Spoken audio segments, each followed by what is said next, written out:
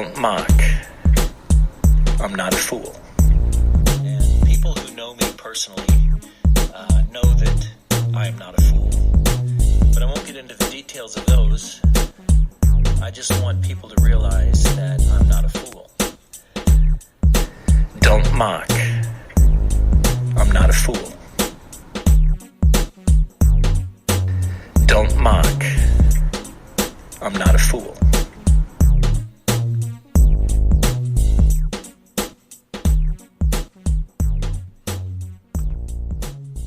Hey there, it's Tony here, and welcome to episode, I think we're at 73. Planned another podcast, but I just thought that one of the biggest acts of dumbness has just happened out there in the world. So I just thought that I would take a little bit of a breather, have a look at some of the news reports that are focusing around this once-in-a-lifetime dumb event, and share my thoughts. And of course, what I'm talking about, I'm not talking about Trump rallies because that's pretty dumb. I'm not talking about protests or riots because that's pretty dumb.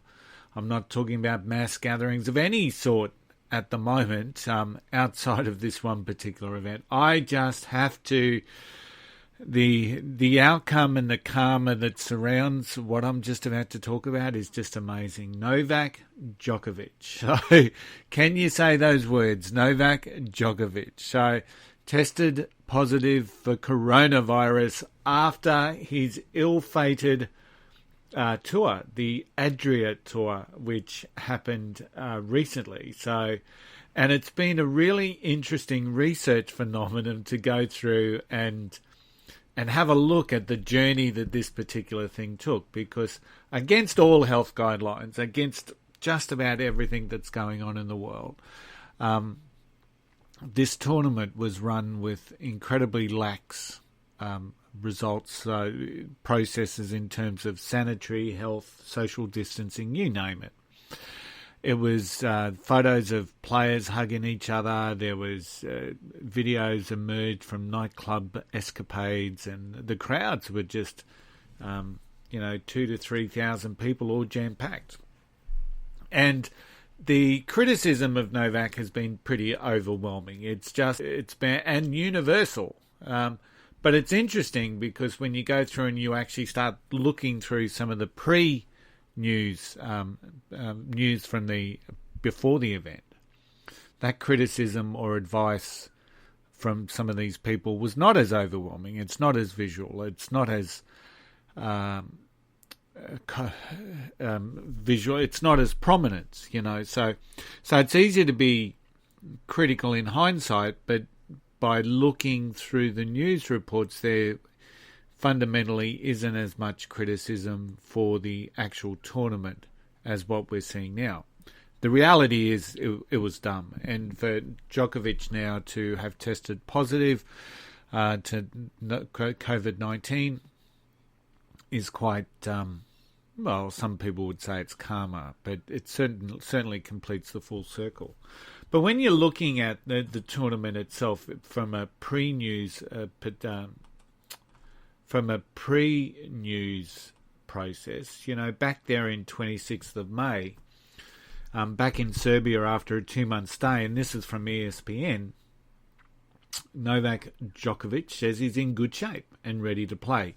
Before the season resumes in earnest, Djokovic will play in a round-robin tournament that he is organising, the Adria Tour, which is slated to begin June 13. Djokovic announced the event's plans on social media last week, and on Monday he was finally able to hold a press conference back home. He goes through and talks about how he was able to train almost every day while he was holed up in Spain, in the Spanish resort city of Marbella, because the place that he had a tennis court. I'm fit, I'm in good shape, so I'm looking forward to the Adria Tour. We would dearly love for fans to be able to attend, he said, but that's still not certain because we have to abide by the Serbian government's coronavirus regulations. So he's saying the right thing there. He's got to abide by the regulations. Which is interesting because then you start looking at some of the next bits of press. So this was June 8. And Djokovic was extremely happy and satisfied, and this comes from Tennis World USA. Extremely happy and satisfied after seeing the interest in the Adria Tour. On Wednesday, the first 1,000 tickets for the Adria Tour were released and all sold out in just 7 minutes, indicating, obviously, that the public are wanting to get out. I understand that. We're all frustrated. We're all immensely frustrated that life as we used to have is no longer. And in all reality, looking at the figures out of coronavirus may never be the same. So on Friday, 1,000 more tickets were released, and Djokovic is now considering adding an additional 2,000 or 3,000 seats. I was overjoyed to see the first set of 1,000 tickets sold out in just 7 minutes, and there was just so much demand for tickets.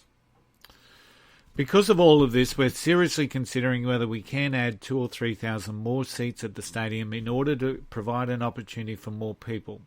On the other hand, we have a tournament village in TC Novak. For all those who do not get tickets, they'll be able to enter the complex for free, enjoy the music program, rah, rah, rah. So he goes on to confirm a couple of the players.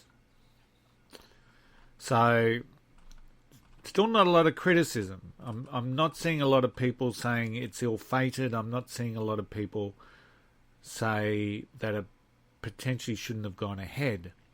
So what I'm suggesting potentially happen is that then the way the tournament was actually run has been the biggest thing. So there's a fella here called there's one of the players that is really copping all the blame, and he was the first one, I think, that tested positive. Now, I don't necessarily want to name his name, just in case I've got that wrong, but I don't necessarily have that news article up in front of me. But one of the players has actually copped a lot of the blame for that. And, that's... But when you think about the concept around what this was, there was no social distancing, there was no requirements for people to have to wear masks or do any of that sanitation thing. It would appear that the processes behind the tournament were incredibly lax. And that was backed up by the images that we've seen, the videos that we've seen, all related back. And now, at the end of the day, this is pretty damning, right? So this is pretty horrible.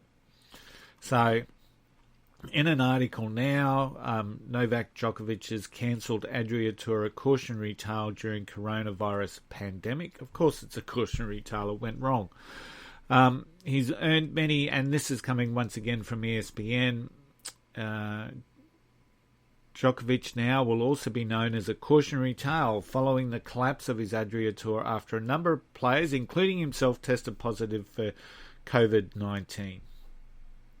The four-city tour, conceived and promoted by Djokovic, crashed prematurely on Sunday before the final of the second leg in Zadar, Croatia, after drawing criticism for the apparent lack of coronavirus protocols. So Djokovic has obviously made a statement. I won't necessarily, he's admitted that, they did everything they did in the past month. We did with pure heart and sincere intentions, but obviously no follow-through in and around the health aspects. The other players who tested positive after 2 weeks on the tour, Grigor Dimitrov, Borna Koric, and Viktor Troicki. And on top of that, there were 2 coaches that have tested positive. So even Nick Kyrgios has taken the high ground for this and says, "Don't come at me, bro." So Djokovic, this was dumb. It was really dumb. And yes, you see the sports that are out there really trying to make a difference and really trying to maintain the biosecurity measures that keep people safe. But this is also a conversation in and around personal responsibility, because there was nothing stopping each and every person. It was a choice to go to the tournament. You didn't have to go. And then you didn't have to rely on everyone else to keep you safe, right? So if you wanted to go, you should have had masks on, even though there's still debate whether they're good or bad, hand sanitizer, all of those things. And ultimately then, if you're uncomfortable with the social distancing, ask for a refund and get the hell out of there. Because, at the end of the day, personal responsibility, it's not everyone else's responsibility to keep me safe. It's my responsibility. That's the way we've got to look at it. Djokovic, this was a really dumb leader aspect. It takes the cake for dumbness. Well, actually, no, it probably doesn't still take the cake. There's still some pretty dumb things coming out of the US at the moment, in all honesty. But it really is one of the dumbest things that I've seen during this pandemic. So, yes, we all want to get back to normal, but, man, we've just got to do it in a way. This coronavirus is going to live with us now for a number of years. We don't have control of it.